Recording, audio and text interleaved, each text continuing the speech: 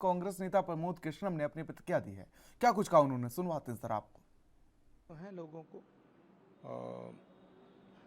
राज्यसभा हमारे लोकतंत्र का मंदिर है, तो वहाँ पर विद्वान लोगों को, वरिष्ठ लोगों को और ऐसे लोगों को भेजा जाता है जिनसे देश की सेवा करने की उम्मीद हो और पार्टी को मजबूती मिले। लेकिन जो फैसले हुए हैं उनसे काफ़ी नाराज़गी है।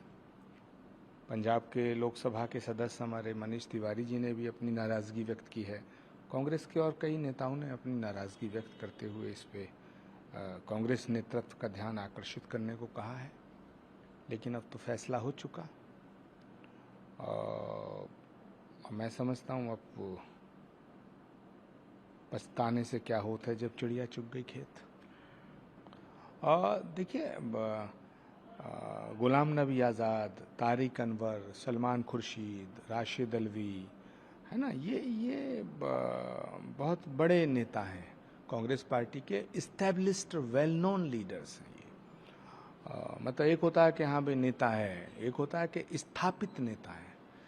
और गुलाम नबी आज़ाद, जिनके लिए भारत का प्रधानमंत्री संसद में रोता है, वो भी ऐसा प्रधानमंत्री जो बड़ा पत्थर दिल कहे जाते हैं हमारे प्रधानमंत्री, वो रोते हैं, तो उनका सम्मान तो करना चाहिए था। मुझे लगता है कि कहीं जो फैसले हुए हैं उससे उन लोगों को भी ठेस पहुंची होगी। और कांग्रेस की जो एक परंपरा है, एक मर्यादा है राज्यसभा में लोगों को भेजने की, उस पर भी एक सवालिया निशान लगा है। पवन खेड़ा के ट्वीट पे आपने कहा कि आचार्य ने जो आपने रिप्लाई किया, ये आत्मघाती कदम है, क्योंकि प्रतिभाओं का दमन करना पार्टी के लिए, ये जिस तरीके से देखा जा रहा है, ये दमन की तरफ जा रहा है।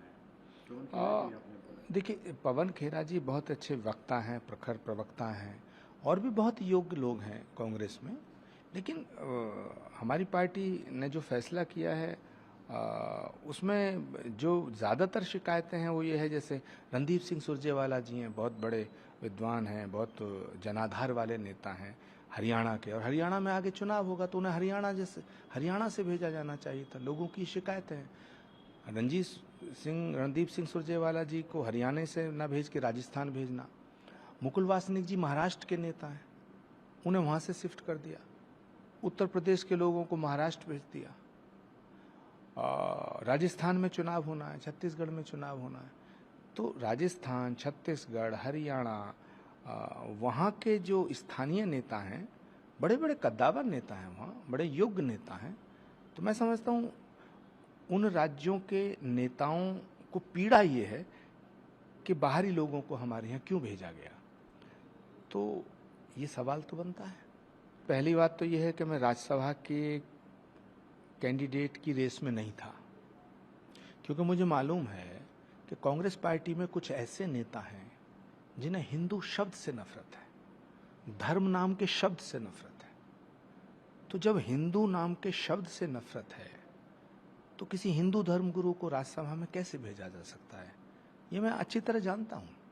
लेकिन मैं कल भी कांग्रेस के साथ खड़ा था, आज भी कांग्रेस के साथ खड़ा हूँ, क्योंकि कांग्रेस एक ऐसी पार्टी है जो महात्मा गांधी, पंडित जवाहरलाल नेहरू और इंदिरा गांधी, राजीव गांधी जी जिसके लिए कुर्बान हुए, अपने लहू का बलिदान देकर के इस पार्टी को सींच करके खड़ा किया है। जो कांग्रेस अगर खत्म होती है, कांग्रेस अगर कमजोर होती है, तो देश का लोकतंत्र खत्म हो जाएगा। इसलिए मैं आज भी कांग्रेस के साथ खड़ा हूं। सवाल मेरी राज्यसभा का नहीं है, सवाल है इस भारत के लोकतंत्र के भविष्य का। तो अगर इस देश में लोकतंत्र को कायम रखना है और मजबूत रखना है,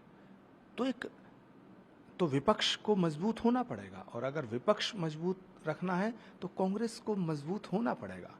तो राज्यसभा में उन लोगों को भेजा जाना चाहिए था। कांग्रेस के कार्यकर्ताओं की तरफ से ये बातें आ रही हैं कि जिन लोगों के राज्यसभा में भेजने से पार्टी को ताकत मिलती, पार्टी का जनाधार मजबूत होता, कांग्रेस नेतृत्व को ताकत मिलती, तो राज्यसभा में वो नेता जाने चाहिए जो पार्टी के लिए एसेट्स हों, पार्टी पे बोझ जो हैं, जिनकी वजह से पार्टी बर्बाद हो रही है, उनको राज्यसभा में भेजने से क्या फायदा। देखिए, दिल्ली में चुनाव होने वाला है ना, तो अजय माकन जी को आप हरियाणा भेज रहे हैं, हरियाणा के रणदीप सिंह सुरजेवाला जी को आप राजस्थान भेज रहे हैं, और उत्तर प्रदेश के लोगों को आप छत्तीसगढ़ भेज रहे हैं, राजस्थान भेज रहे हैं और महाराष्ट्र भेज रहे हैं। तो ये कहीं ना कहीं ऐसा लगता है कि कोऑर्डिनेशन का अभाव है ना। अब कांग्रेस नेतृत्व ने जो फैसला लिया है उसको मानना सबका फर्ज बनता है, सबकी जिम्मेदारी है। तो मैं तो अपील करूंगा सभी कांग्रेस के छत्तीसगढ़ के विधायकों से, राजस्थान के विधायकों से और हरियाणा के विधायकों से, महाराष्ट्र के विधायकों से कि भाई अगर थोड़ी बहुत शिकायतें हैं तो बाद में बैठ के दूर कर लेंगे, लेकिन अभी तो कांग्रेस पार्टी के सभी कैंडिडेट को का समर्थन